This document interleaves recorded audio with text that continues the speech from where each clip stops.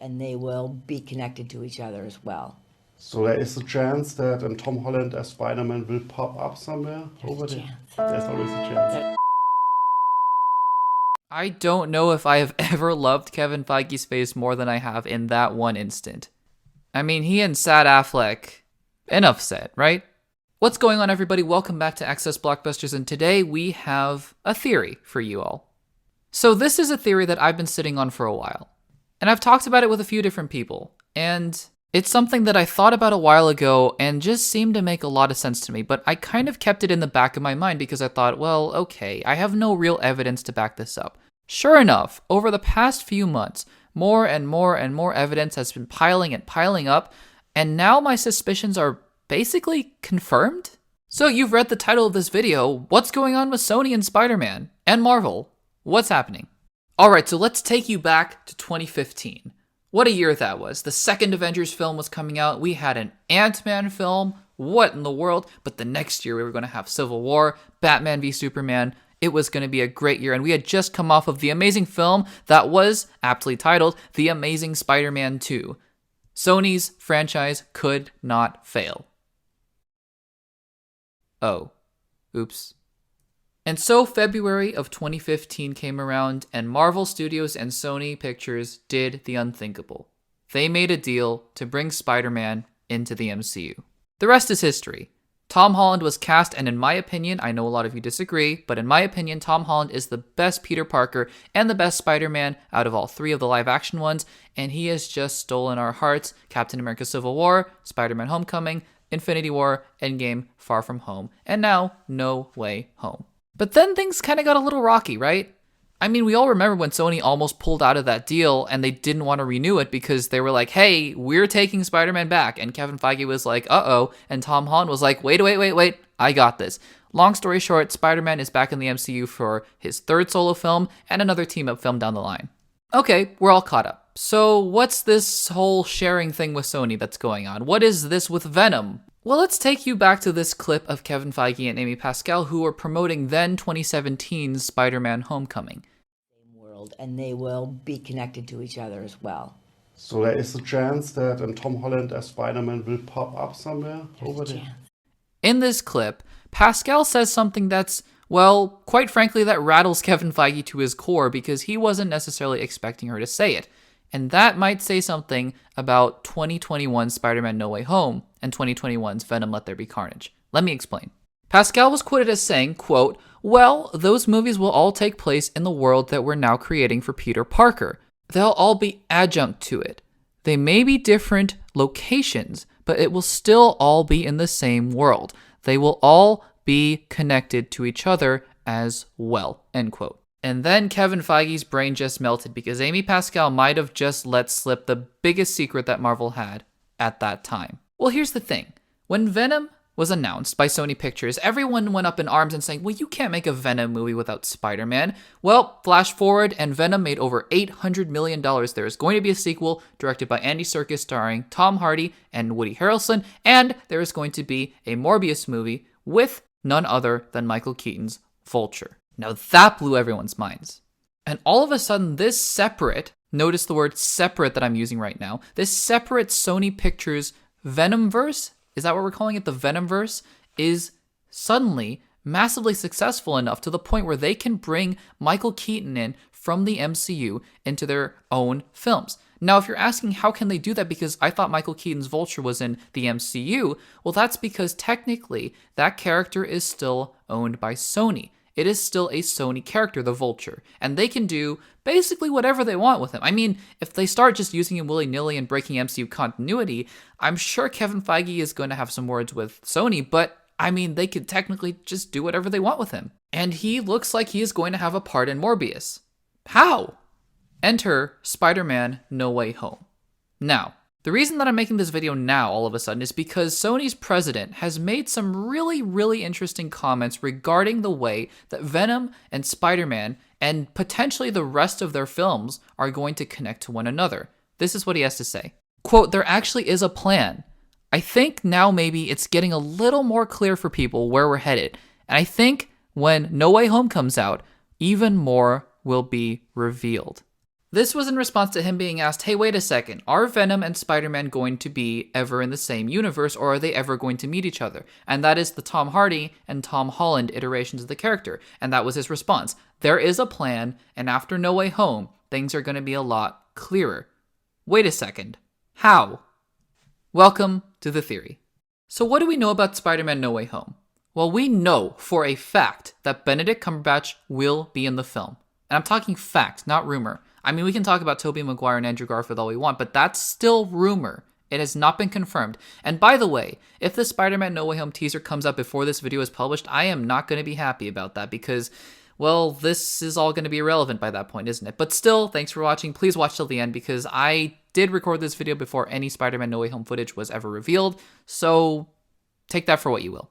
So anyways, as of right now, Tobey Maguire and Andrew Garfield are not confirmed for Spider-Man No Way Home. We do know that Peter Parker is going to be back, Zendaya's MJ is going to be back, Ned Leeds is going to be back, Benedict Cumberbatch in the film, something about after Far From Home him being exposed. That's basically it. Well, okay, Alfred Molina's going to be in it. I mean, he did confirm that, right? He basically came out and said, yeah, I'm going to be in the film right after Spider-Man 2 from Sam Raimi's trilogy. Wait, what? Alfred Molina's going to be in this film? And that's the key. Because, yes, we don't know this for a fact, right? Everyone's been saying and spreading rumors about Green Goblin being the main villain, and Vulture and Mysterio coming back, and Sandman coming in the film, but those are all just rumors.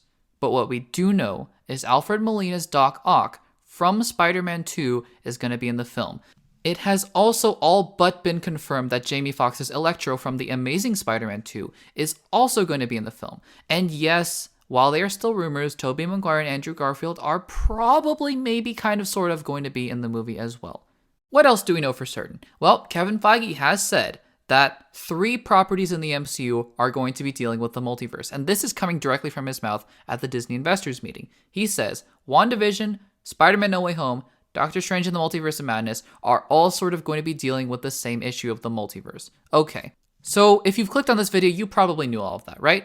What's the theory? And honestly, after I took a step back and just looked at all the evidence, I sort of realized there is actually a very easy and concrete way for Tom Holland's Peter Parker to meet Venom while also still being in the MCU. And it's going to be quite literally a sharing arrangement. I mean, here's the thing. If you're dealing with the multiverse, right? And if Doctor Strange is going to be the linchpin of the multiverse, kind of bringing characters in and out and sending them back home and all that sort of stuff, then Tom Holland's Peter Parker can go wherever he wants, narratively speaking, and also on a business side. My theory is that Tom Holland's Peter Parker will be leaving the MCU after Spider-Man No Way Home. Now, before you say Access Blockbusters, wait a second, he has another film left on his contract, a team-up film. Well, yes, let me get there. I think Spider-Man No Way Home is going to end with Tom Holland's Peter Parker officially leaving through some sort of Doctor Strange portal into the Venomverse, for whatever reason it is. Maybe that particular universe has a lot more problems and he has to go solve them. I don't know what their justification is going to be. Regardless, that's my prediction. He is going to go into that parallel universe. Now, what is that going to do? Well, it's going to allow for Sony to use their characters as they want. I mean, you might ask the question, well, how in the world did Michael Keaton's Vulture end up in that same universe? I mean, there are a couple different explanations for that. For one, he might have just gotten plucked out of the prison cell in the MCU timeline and just got set into the multiverse and into the Venomverse. Maybe. On the other hand, that could just as easily have just been a parallel version of Adrian Toomes. And in that way, you can have Peter Parker interact with Tom Hardy's Venom, Woody Harrelson's Carnage, Jared Leto's Michael Morbius, and the Vulture again.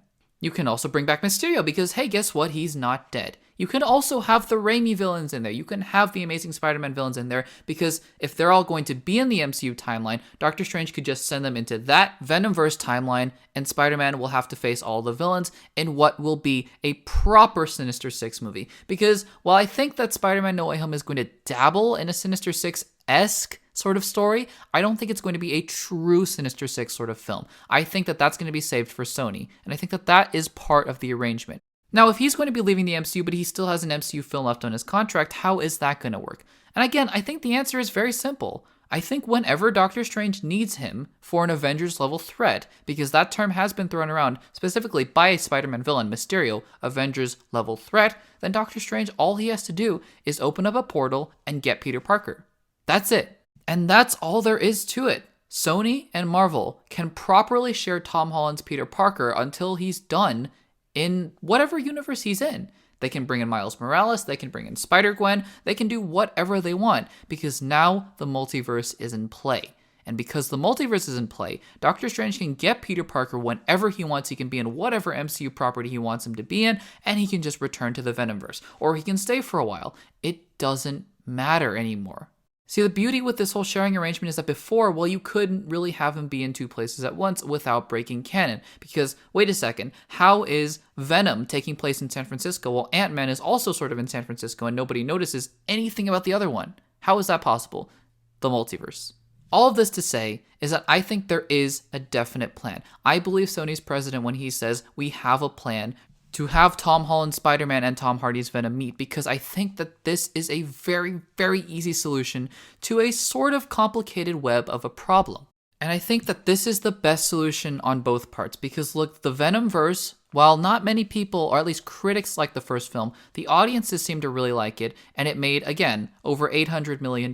People really seem to like the interpretation of the character. There's going to be a Venom 2. The trailer looks really fun. Morbius, I thought that trailer looked incredibly fun and incredibly entertaining. And honestly, this is one of the ways that you can make a Sinister Six film without it feeling rushed. That was the problem with The Amazing Spider-Man 2. They tried to shove in all of the villains in at once. Well, now you have already established whatever, Venom or Carnage, I think Carnage in this case, Morbius, you have established Vulture, Mysterio, and then you can just pick and choose from the Raimi and Webb films. Put in Green Goblin, put in Doc Ock, whatever you want to do. You can make a rotating roster of Sinister Six films while also establishing your own new creative villains and heroes. There is a plan, and I believe that it will be a good one. Not a great plan. Okay, nobody asked you, Tony, but that's fine. So what do you guys think is going to be the eventual sharing agreement between Sony and Marvel? Let me know in the comments down below. I believe it's going to hinge on Doctor Strange, but do you think it's going to be something else entirely, or do you think they're just going to retire Peter Parker in the MCU? Let me know in the comments down below. As always, if you want to check out some more videos, check out the videos on the screen right now. If you haven't subscribed, please make sure to do so and give this video a like, and I'll see you in the next one.